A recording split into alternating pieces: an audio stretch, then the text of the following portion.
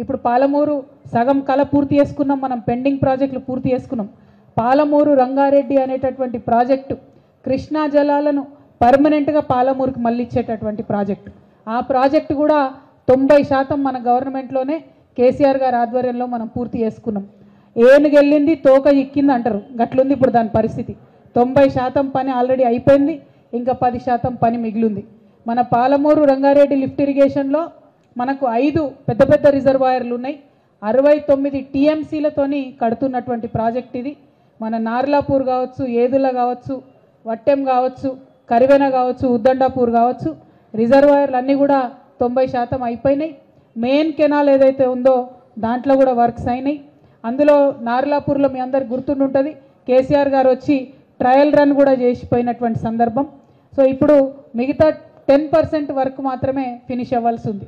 దానికి సంబంధించి ఒకవేళ మనం ఆ పనులన్నీ పూర్తి చేసుకుంటే ఇంకొక 10 లక్షల ఎకరాలకు పాలమూరు జిల్లాలో నీరు బారేటటువంటి ఆస్కారం ఉంది.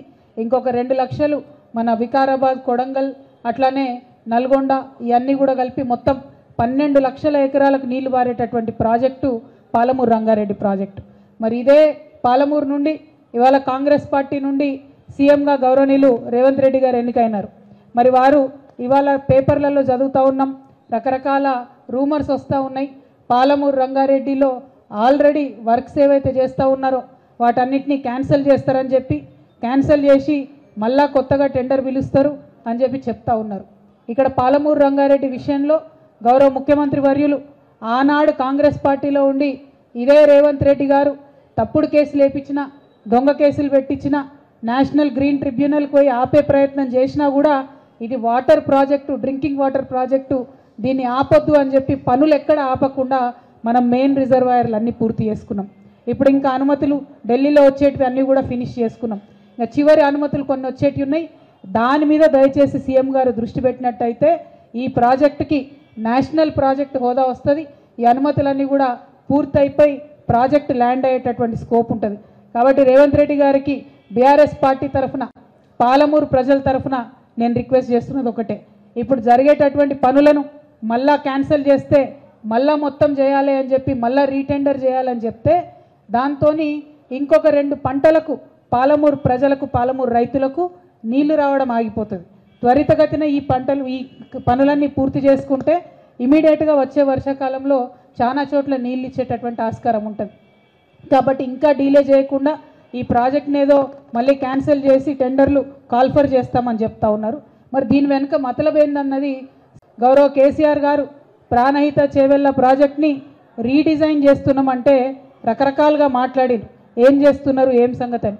రీడిజైన్ చేసి ఎక్కువ ఎకరాలకు ఎక్కువ ఆయకట్టును మనం కవర్ చేయడానికి నీళ్ళు ఆనాడు ఇచ్చినాం.